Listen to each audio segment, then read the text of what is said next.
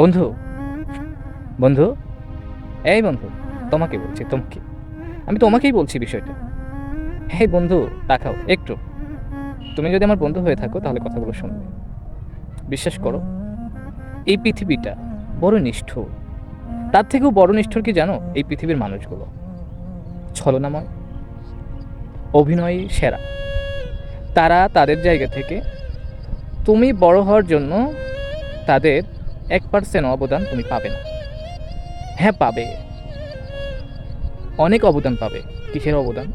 তোমাকে নিয়ে সমালোচনা করবে, তোমাকে নিয়ে কটূক্তি করবে, তোমাকে দূর থেকে দেখবে তুমি কি করছো, তুমি কিভাবে কষ্ট করছো, তুমি কি করছো, তুমি যে কষ্টটা করছো না, এই কষ্টটাকে তারা বলবে পাগলের মতো, এটা তো পাগল, এই করে কোনোদিন এই হয়।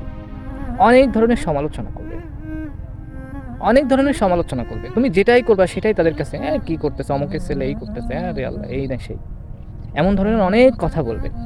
বিশ্বাস করো, তুমি যদি এই কথাগুলো কান দাও, তুমি পিছিয়ে পড়ে যাবে।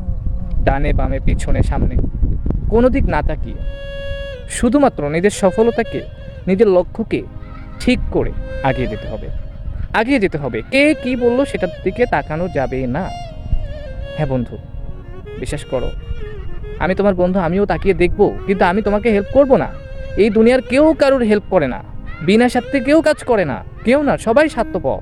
এই দুনিয়ার সবাই স্বার্থপর বন্ধু, সবাই। এই জন্য সময় থাকতে সজাগ হও। এই পৃথিবীতে কেউ কারোর জায়গা করে দেয় না, নিজের জায়গাটা নিজেকে তৈরি করে নিতে হয়। নিজের জায়গাটা নিজেকেই তৈরি করে নিতে হবে। কেউ হেল্প করবে না, কেউ সহযোগিতা করবে না, কেউ দুইটা ভালো কথা বলে সহযোগিতা করবে না, কেউ তোমাকে উৎসাহ দেবে না। তুমি বড় হও, তুমি আগিয়ে যাও, এটা কেউ বলবে না।